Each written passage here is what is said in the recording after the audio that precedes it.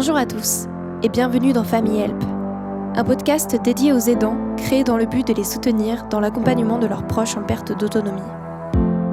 Family Help, avant d'être un podcast, c'est avant tout la première application gratuite 100% dédiée aux aidants.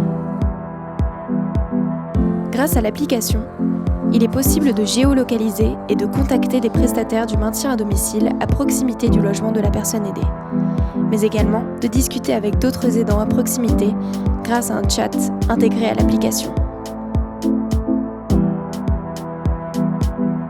Dans ce deuxième épisode, nous recevons Alicia Donolato, responsable du développement des agences de services à domicile ASAD situées en région lyonnaise. Dans ce podcast, nous parlerons du parcours d'Alicia, de la raison pour laquelle elle a décidé de travailler dans le secteur du service à domicile et de sa relation avec les proches aidants. Bonjour Alicia. Bonjour Juliette. Merci beaucoup d'avoir répondu présente dans ce podcast Family Help. Alors premièrement, pourrais-tu commencer par te présenter, nous parler de ton parcours, comment tu en es arrivée à ce poste de responsable de développement ? Oui, bien sûr. Donc, je suis effectivement Alicia. J'ai 29 ans. En fait, j'ai fait un BTS Services et prestations du secteur sanitaire et social. Donc, comme son nom l'indique, c'est un BTS qui était spécialisé pour le secteur médico-social et plus à visée administratif. Ce BTS a duré 2 ans et lors de ma deuxième année, il fallait que je fasse un stage de quelques semaines dans un établissement médico-social et j'ai fait le choix de le faire dans un service à domicile. Donc là, c'était ma première expérience dans ce domaine-là et c'est à ce moment-là que j'ai découvert ce secteur que je ne connaissais pas vraiment au préalable, qui m'a d'ailleurs beaucoup plu. Et suite à ce stage, j'ai décidé de poursuivre mes études pour continuer à apprendre des nouvelles choses sur ce secteur, à vraiment me perfectionner sur ce domaine. Et du coup, en recherchant un petit peu les offres d'emploi des employeurs qui cherchaient des personnes pour travailler dans le service à domicile, j'ai vu que les profils recherchés étaient soit RH, soit sur une partie un peu plus communication. Du coup, j'ai décidé d'orienter mes études sur une licence professionnelle gestion des ressources humaines.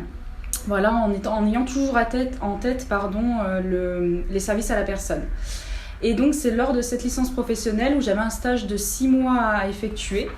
Et je l'ai fait au sein d'une association lyonnaise qui s'appelle le SAPRA, qui regroupe tous les services à domicile de la région lyonnaise et qui œuvrent ensemble en fait pour mettre en place des actions, notamment pour améliorer et perfectionner le recrutement. Donc, dans ce cadre-là, j'avais des missions RH. Et donc voilà, ça a confirmé mon souhait de travailler du coup dans ce secteur-là.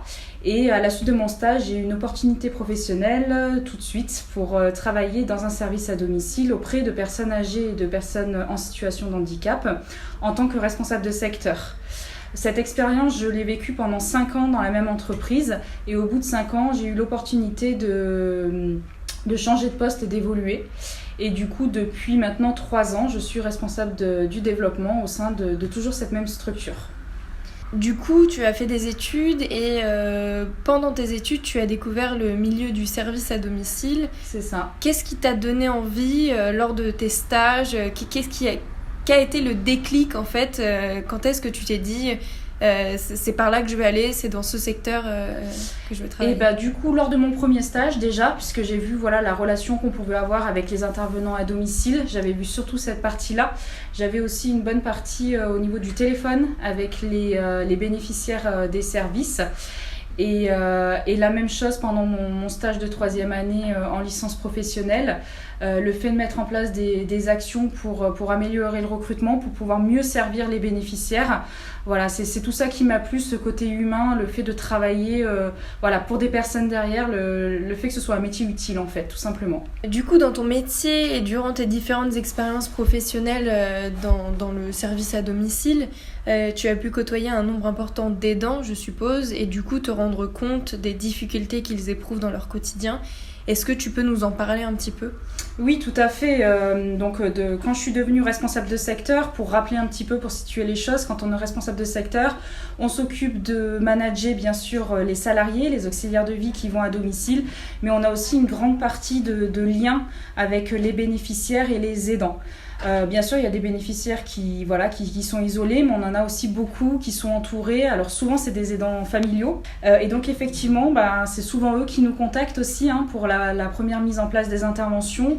Et au fur et à mesure des demandes, on se rend bien compte que la plupart sont complètement perdus, qui sont à la recherche de solutions, mais qui ne savent pas où se renseigner. Il y a tellement de choses possibles autour de leurs proches âgés qui ne savent pas par où commencer, ils ne savent pas où se renseigner.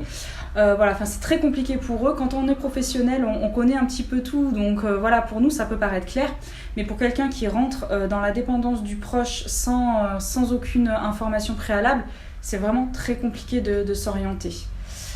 Donc la difficulté principale, en tout cas la première que j'ai pu voir lors de mon expérience professionnelle en tant que responsable de secteur, c'est déjà la difficulté de trouver les informations et d'être orienté comme il faut.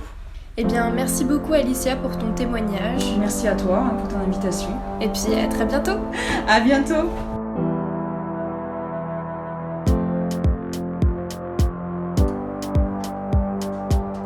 Merci à tous d'avoir suivi le 2e épisode de ce podcast dédié aux aidants.